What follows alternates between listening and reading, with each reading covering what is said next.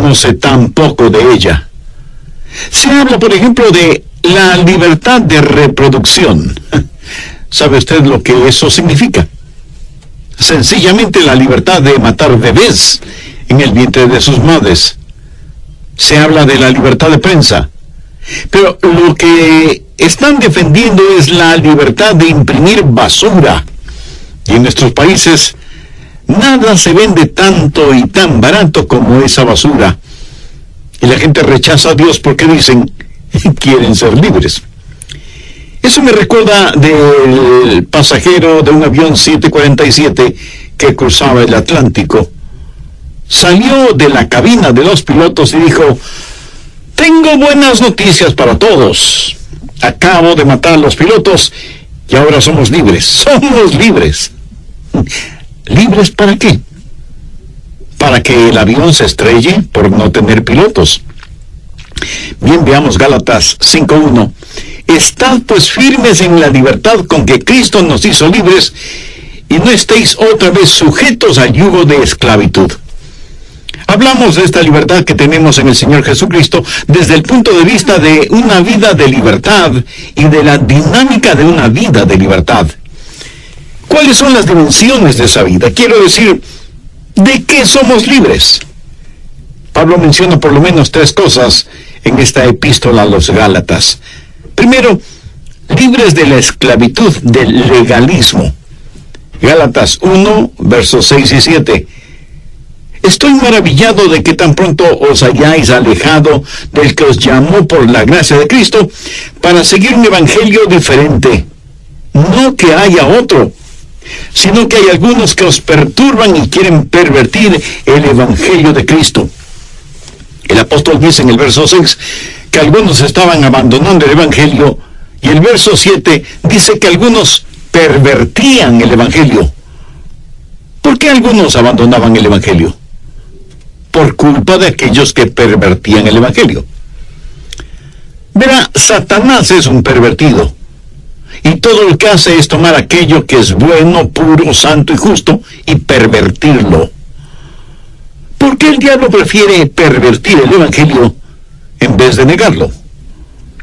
Bueno, si él puede pervertir el evangelio y hacer que usted crea un evangelio corrupto y no el verdadero evangelio, usted estará conforme con lo falso y será un cristiano sintético. Dios quiere que usted crea en el verdadero evangelio, mientras Satanás quiere que usted crea en un evangelio que ha sido pervertido. Un evangelio que es una imitación del genuino evangelio de Cristo. Gálatas 1:8 dice, mas si aún nosotros o un ángel del cielo os anunciare otro evangelio diferente del que os hemos anunciado, sea anatema. La expresión sea anatema significa sea condenado al infierno. En estos días, para muchos, eso es tener una mente estrecha. Pero aquí no estamos hablando de asuntos de preferencia, estamos hablando de asuntos que tienen connotaciones eternas. Cualquiera que quita, o aumenta, o cambia, o distorsiona, o pervierte el evangelio del Señor Jesucristo, será sometido al más severo juicio de Dios. Y tampoco estamos hablando de preferencias denominacionales, ni del estilo de bancas o sillas, ni del color de las alfombras en las iglesias.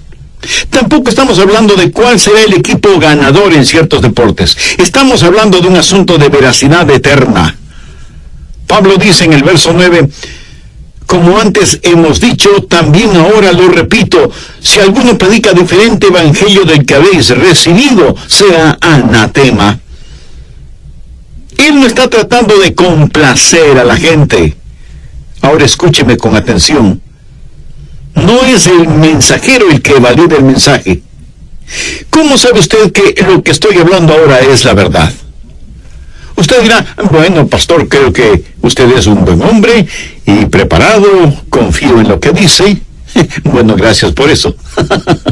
Pero escúcheme, yo no soy el que le da valor al mensaje. Suponga que el próximo domingo en la iglesia a la que asiste, de pronto apareciera un genuino ángel más brillante que el sol del mediodía. No hay ninguna duda de que es un ángel del cielo. Y dirigiéndose a toda la congregación dijera: amados en Cristo, han sido sumamente bendecidos. He sido enviado desde el cielo para informarles que tengo una nueva revelación, que tengo un nuevo evangelio. Ante un evento así, ¿qué dice Pablo? Sea anatema, sea maldito ese ángel. Ahora suponga, solo suponga que yo, en uno de estos mensajes, les dijera: amigas y amigos, ¿recuerdan ese antiguo evangelio sobre el cual solía predicarles? Bueno, eso estuvo bien en el pasado. Hoy tengo un nuevo y moderno evangelio para esta nueva y moderna época.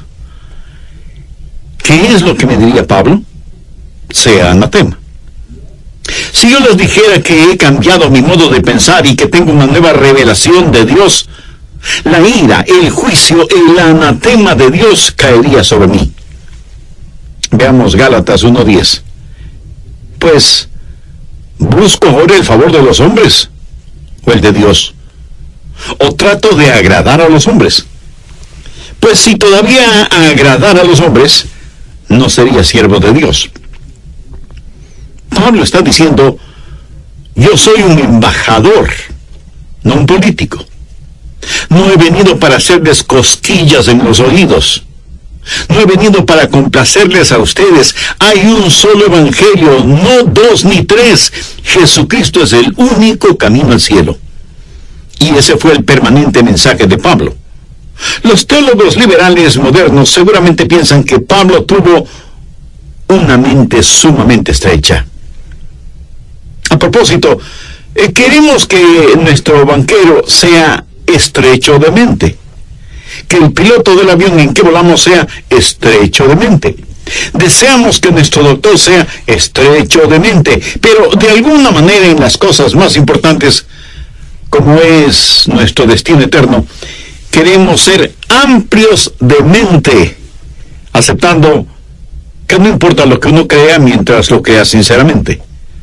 Nos molesta de que hay un solo camino al cielo, porque para quedar bien con todos, decimos que todas las religiones son buenas y eventualmente conducen a Dios. No, 1000 veces no, eso no es cierto. Hay un solo evangelio, que es el evangelio de la gracia de Dios. Y espero que usted esté de acuerdo conmigo en eso. Y si no lo está, lo más seguro será que no me seguiré escuchando.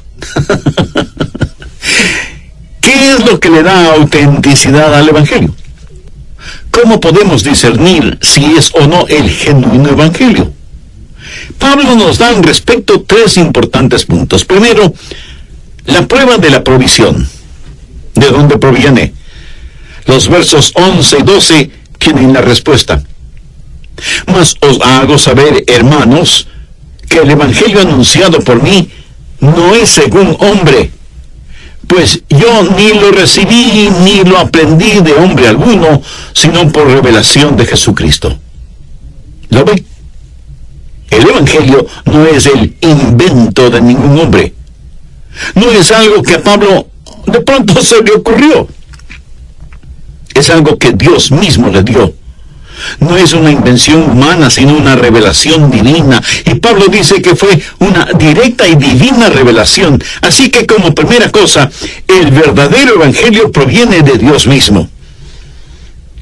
En algunos establecimientos comerciales de vez en cuando veo un pequeño letrero que dice: vaya a la iglesia de su elección este domingo. Eso suena muy bien y puedo entender la intención. Pero verán, no es cuestión solo de ir a la iglesia de nuestra elección, sino de ir a una iglesia en donde se predique todo el consejo de Dios, o sea, en donde se predique la integralidad de la palabra de Dios. ¿Quiénes somos nosotros como para decirle lo que es bueno o lo que es malo? ¿O es que no hay un Dios que ya haya hablado? Pablo dice: este evangelio no lo aprendí de los hombres. No lo aprendí de mis amigos mientras tomábamos una tacita de café.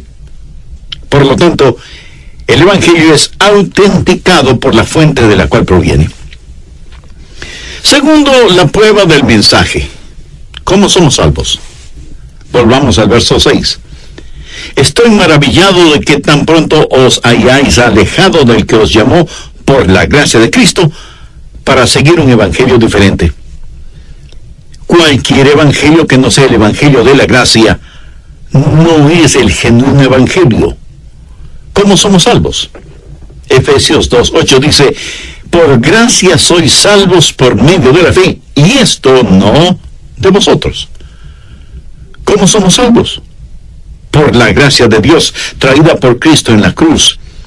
Y cuando Él la completó, nadie puede quitar nada de ella, nadie puede añadir algo a ella, porque es el trabajo sobrenatural de Dios. Tercero, la prueba del personaje.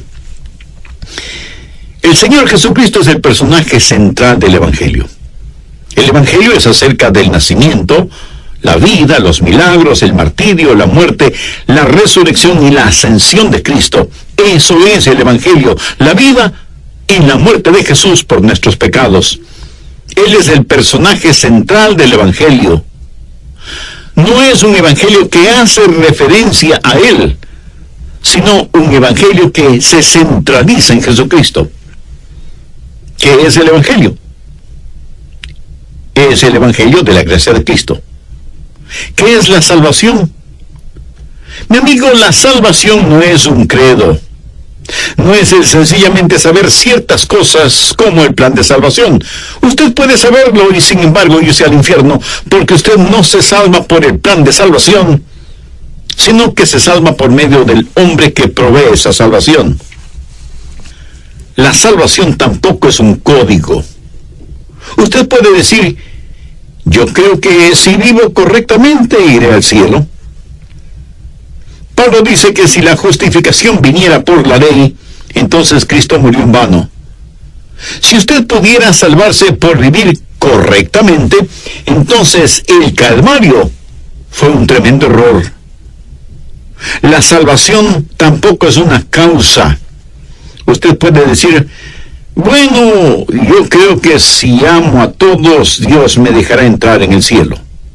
O a lo mejor puede decir: soy miembro de la Iglesia Bíblica Fundamental.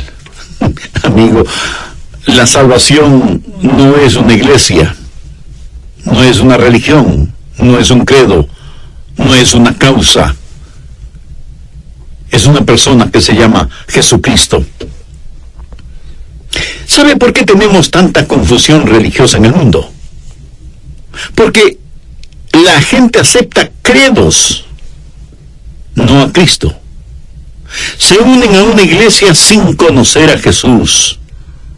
La salvación es creer en algo, es recibir a alguien.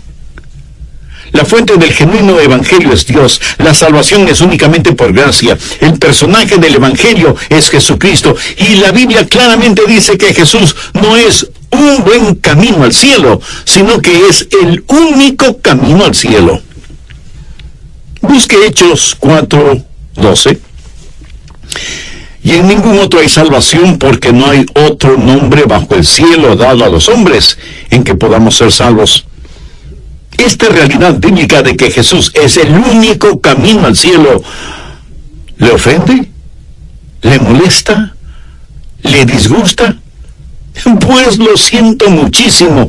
Esa es la verdad de Dios. Cualquier otro evangelio es un evangelio falso, y la ira de Dios, el juicio de Dios, caerá sobre él. ¿Cómo es que el evangelio nos salva? Si usted no entiende que es salvado por la gracia de Dios, siempre estará esclavizado al legalismo. Nunca podrá decir: alabado sea Dios, sé que soy salvo.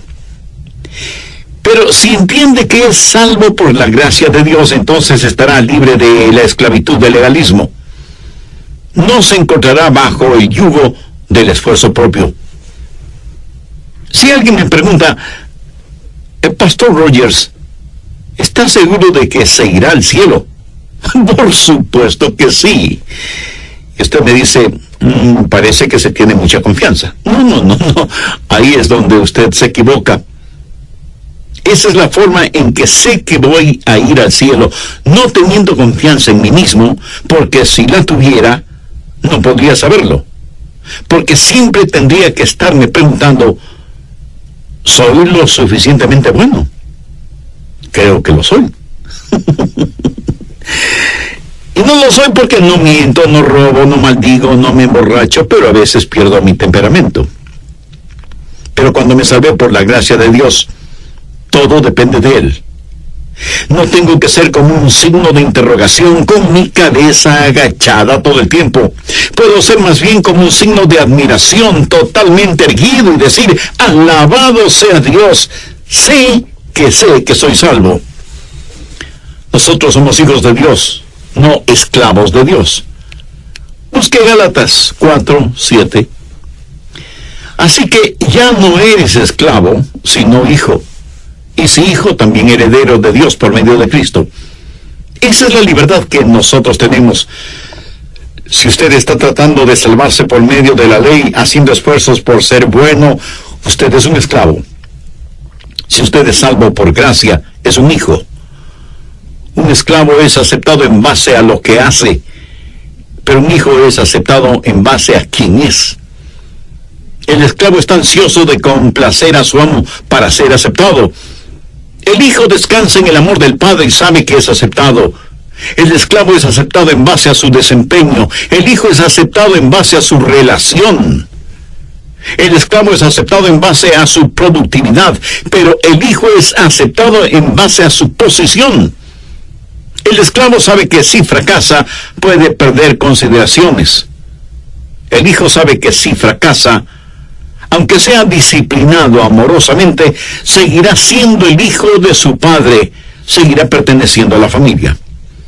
No olvide que la gracia de Dios es el amor que Dios nos demuestra, a pesar de que no tenemos ningún mérito. Y no depende de nada que nosotros hagamos.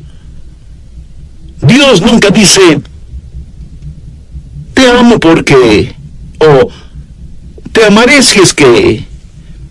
Esas son expresiones condicionales. Pero el amor de Dios es incondicional. Si el amor de Dios por usted dependiera de ciertas condiciones suyas, por ejemplo, fidelidad, bondad, gentileza, misericordia, o cualquier otra condición, si una de esas condiciones cambia en usted, entonces el amor de Dios por usted tendría que cambiar. ¿No le parece? Pero como todo depende de Dios y Dios no cambia, su amor por usted nunca cambia. ¿Conoce usted el amor de Dios? Mejor aún, ¿tiene usted el amor de Dios? Usted puede conocer del amor de Dios, pero tener el amor de Dios solo es posible cuando se tiene a Jesucristo en el corazón. Y tener a Cristo en el corazón no es cuestión de religión, sino de relación. No hay nada que usted pueda hacer para que Dios deje de amarlo. El amor de Dios es una acción hacia nosotros, no una reacción hacia nosotros. Y es una acción natural de parte de Dios, que no está basada en lo que nosotros somos, sino en quién es Él, y Él es amor. Por lo tanto, no tratamos de ponernos nosotros mismos en una circunstancia favorable para que Dios nos ame. Nosotros reaccionamos al amor de Dios que está ahí para nosotros. Dios no cambia para poder cambiarle. Dios le ama para poder cambiarle. Y nada le puede cambiar más y darle total libertad que la gracia de Dios. Cuando un creyente finalmente comprende eso, es maravilloso porque primero usted es libre de cualquier esfuerzo propio. Muchas personas tratan diariamente de hacer algo para que Dios les ame, tratando de ser lo suficientemente buenas para que Dios les ame. Amigo, esa es una esclavitud infernal. Por eso Jesús vino para, primero, por medio de la gracia, darle libertad del legalismo. Segundo, Él vino para liberarle de la crítica. Veamos Gálatas 2, los versos 4 y 5. Y esto a pesar de los falsos hermanos introducidos a escondidas, que entraban para espiar nuestra libertad que tenemos en Cristo Jesús, para reducirnos a esclavitud, a los cuales ni por un momento accedimos a someternos, para que la verdad del Evangelio permaneciese en vosotros. Desde las oficinas de las denominaciones vinieron algunos ejecutivos religiosos y encontraron que algunas personas que vivían en la gracia de Dios se regocijaban en esa gracia, y ellos venían a imponer sus reglas y reglamentos. El apóstol Juan en su Evangelio nos dice que la ley vino por medio de Moisés y que la gracia y la verdad vinieron por medio de Jesucristo. Ahora, ¿qué es la ley? La ley era reglas, reglamentos, requisitos, rituales y restricciones. La ley fue dada para mostrarnos la clase de pecadores que somos y que no podríamos ser salvos solo por cumplir la ley. La ley nunca podría salvarnos. Si la ley pudiera hacerlo, no hubiera sido necesaria la venida de Jesús. La ley fue dada para mostrarnos que necesitábamos un Salvador. Los fariseos habían estudiado la ley con su larga lista de reglas, reglamentos, requisitos, rituales y restricciones, y añadieron a esa ley una larga lista propia de ellos. 613 nuevos requisitos que revisaban constantemente y que celosamente se aseguraban que los demás los cumplieran. Con esa lista comparaban las actividades de los apóstoles y de los demás seguidores de Cristo. Pablo los identifica como falsos hermanos. Los hacedores de reglas y reglamentos no vienen de fuera de la iglesia, sino de dentro de la iglesia. Son falsos hermanos que tratan de someter a los demás. Son falsos hermanos que han escuchado a algún gurú o algún pseudo líder espiritual y les dijeron que esta o aquella es la manera de hacer las cosas o no hacerlas.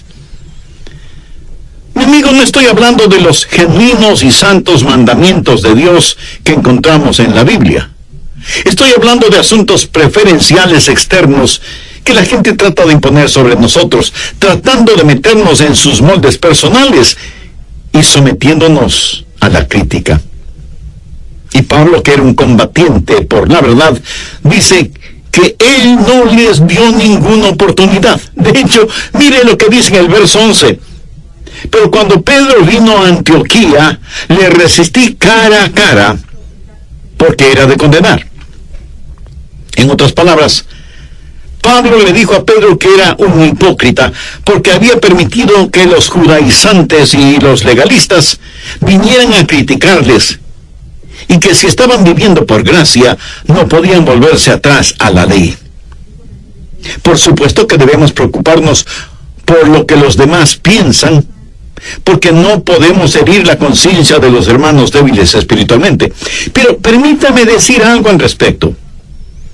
Hay un buen número de hermanos débiles profesionales.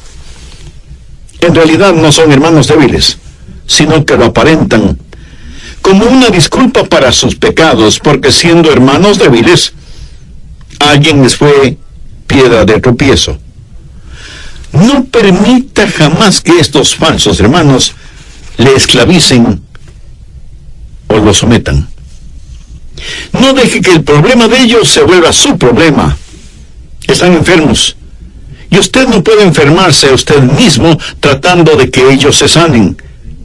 Usted permanezca libre en la libertad con que Cristo le hizo libre. Cuando usted es salvado por la gracia de Dios, está libre de la esclavitud, del legalismo y de la crítica. Verá, bajo el legalismo está esclavizado a usted mismo. Bajo la crítica, usted es esclavo de otros. Pero hay algo más de lo cual Jesús nos libera, y es de la esclavitud del fatalismo. Busque Gálatas capítulo 4, verso 3. Así también nosotros, cuando éramos niños, estábamos en esclavitud bajo los rudimentos del mundo. ¿Qué quiere decir Pablo cuando habla de los rudimentos del mundo? Bueno, se refiere a las fuerzas elementales de la naturaleza, las estrellas, los planetas, la naturaleza en sí misma, su nacimiento. Todo eso es fatalismo. Busque Gálatas 4, los versos del 9 al 11.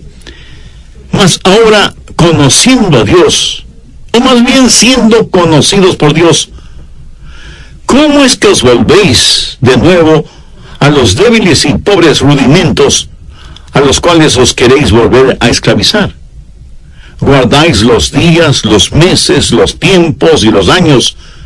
Me temo de vosotros que haya trabajado en vano con vosotros. ¿De qué habla Pablo aquí? Habla de las personas metidas en la astrología, el zodíaco, los planetas, los elementos de la naturaleza, de los que dicen, ese es mi destino, o voy a leer mi horóscopo para ver qué es lo que me va a pasar hoy.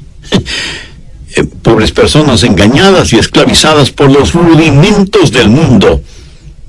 Escúcheme, yo jamás he leído el horóscopo, ni siquiera por curiosidad, porque eso, mi amigo, eso es del diablo. Astrología, astrólogos, tiene que ver con los astros, las estrellas, los planetas. Y dicen que si las estrellas o planetas no están donde deben estar, alguna tremenda catástrofe va a producir.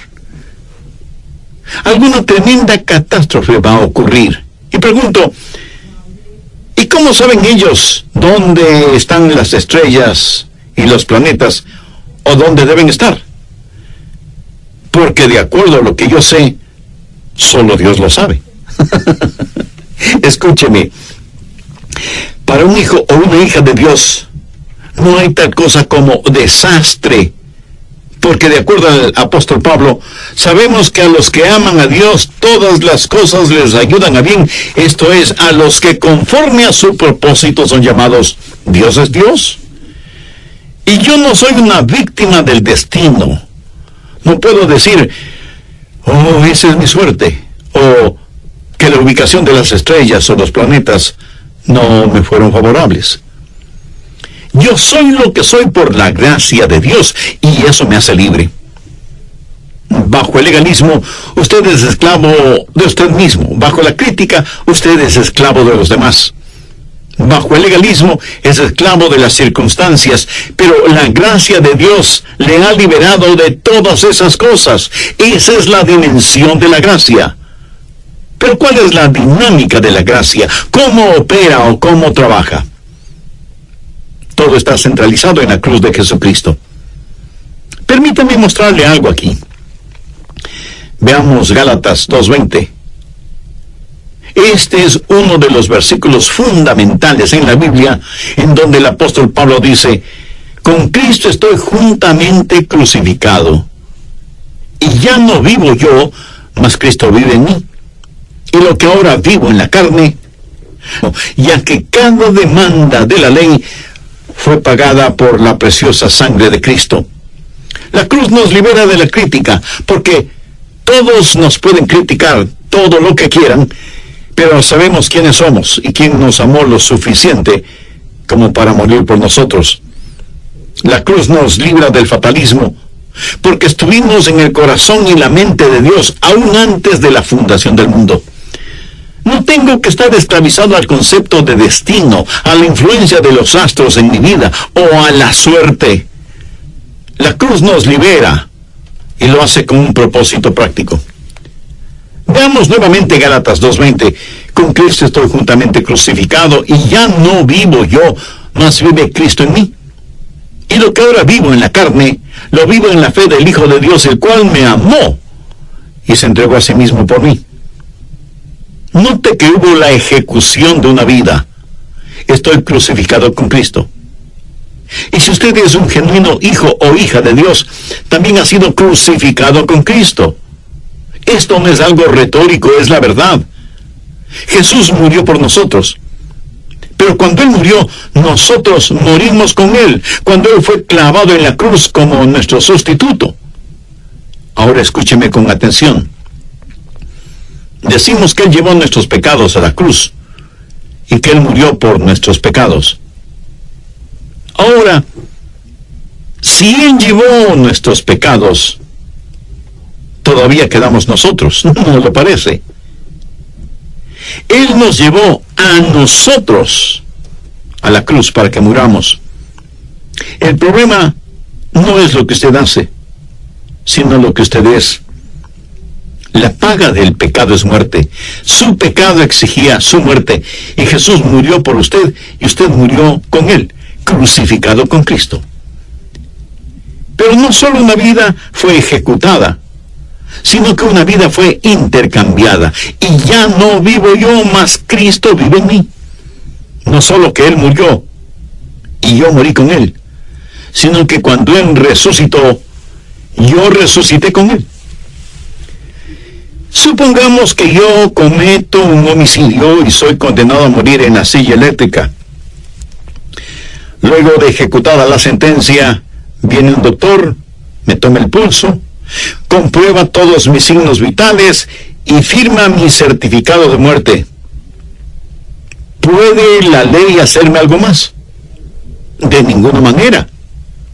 Yo estoy muerto, y bien muerto. Ahora suponga que por un milagro inexplicable yo vuelvo a la vida. ¿Podrían ponerme nuevamente en la silla eléctrica? De ninguna manera. Yo ya había sido ejecutado, sentenciado y ejecutado. Amigo, usted murió con Cristo. La ley ya no tiene ninguna demanda sobre usted. Usted ha pagado con su vida el precio de su culpa. Y si usted vive es porque Él murió y resucitó. Y con usted sucedió lo mismo. Una vida ejecutada, una vida intercambiada.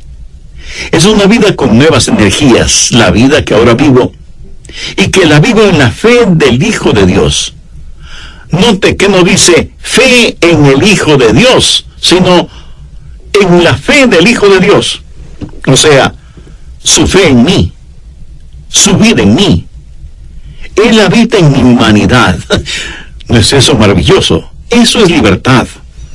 Y es la gracia de Dios que nos libera.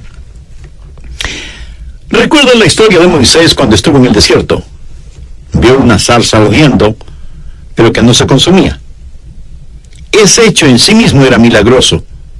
Imagínese, una zarza ardiendo, o sea, completamente envuelta en llamas, y sin embargo las llamas no reducían a cenizas a esa planta. Bien podríamos asumir que esa zarza estaba bastante seca, y que hubiera sido fácil que fuera consumida por las llamas, ¿no le parece? Moisés en ese entonces era un exiliado en el desierto. Había tratado de ser un misionero, y lo que hizo fue matar a un hombre, no premeditadamente, sino accidentalmente. Pero el asunto es que mató a un hombre. Y cuando Moisés estuvo en ese lugar, en el desierto, Dios le dijo: Moisés, quita el calzado de tus pies, porque el lugar que pisas es santo. Y la zarza ardía y no se consumía. Moisés la vio y seguramente dijo: ¡qué zarzal más maravilloso! A pesar del fuego, no se consume. Está ardiendo por Dios. Si yo estuviera ardiendo en fuego, en menos de 24 horas mi cuerpo solo sería para Dios, para siempre. Ahora imagínese que Dios le hubiera dicho a Moisés: hijo mío, quiero decirte algo. ¿Tú crees que este zarzal es algo especial, maravilloso? Quiero que veas que hay muchas otras plantas en este lugar, y yo puedo hacer lo mismo con cada una de ellas. Moisés, no es el zarzal, soy yo en el zarzal que hace la diferencia. Yo puedo hacer lo mismo con cualquier planta. ¿Sabe? Algunas veces vemos a algunas personas consagradas y decimos: qué siervo, qué sierva